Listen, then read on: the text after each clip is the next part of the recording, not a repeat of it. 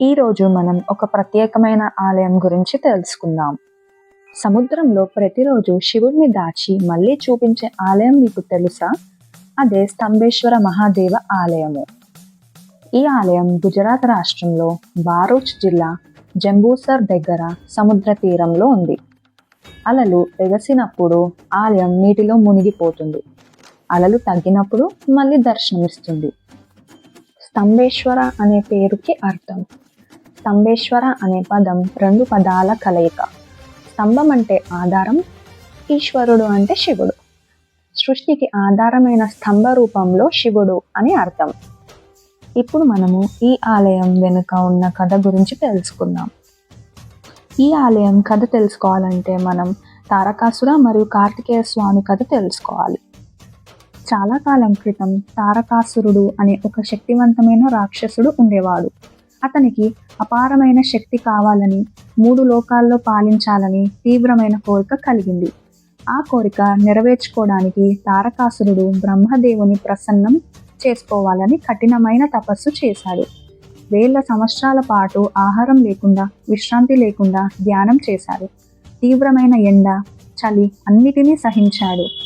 తారకాసురుని తపస్సు మెచ్చిన బ్రహ్మదేవుడు ప్రత్యక్షమై నీకే వరం కావాలో కోరుకో అని అడిగాడు. అప్పుడు తారకాసురుడు ముందుగా నాకు అమరత్వం ప్రసాదించండి అని కోరాడు. కానీ బ్రహ్మదేవుడు ఏ జీవికి అమరత్వం ఇవ్వడం సాధ్యం కాదు అని చెప్పి ఆ వరాన్ని తిరస్కరించాడు. అప్పుడు తారకాసురుడు తెలివిగా మరో వరం కోరాడు. నన్ను చంపగలిగేది కేవలం శివుని కుమారుడే కావాలి అని అడిగాడు. ఆ సమయంలో పరమేశ్వరుడు గాఢ ధ్యానంలో ఉండి ఆయనకు సంతానం లేదు. అందుకే ఆ వరాన్ని స్వీకరించాడు. వరంతో శక్తివంతుడైన తారకాసురుడు దేవతలను ఓడించాడు. 3 లోకాల్లో భయం పుట్టించాడు. దేవతల ప్రార్థనలతో శివపార్వతులకు వివాహమయ్యి వాళ్ళకి కుమారుడు జన్మించాడు. ఆయన పేరే కార్తికేయుడు. యుద్ధం మరియు సంహారం. కార్తికేయుడు యుద్ధానికి వెళ్ళి తారకాసురుని సంహరించాడు. ధర్మం గెలిచింది. విజయం తర్వాత కార్తికేయుడు గర్వపడలేదు. శివుడికి కృతజ్ఞతలు చెప్పాలనుకున్నాడు. కార్తికేయ స్వామి పడమటి సముద్ర తీరానికి ప్రయాణించాడు. ఇది నేటి గుజరాత్ ప్రాంతం. ఈ స్థలాన్ని ఆయన ప్రత్యేక కారణంతోనే ఎంచుకున్నాడు. సముద్రం అంటే సృష్టిలయ, నిరంతరం ప్రవాహం. శివుడు కూడా అదే శాశ్వత సత్యానికి ప్రతిరూపం.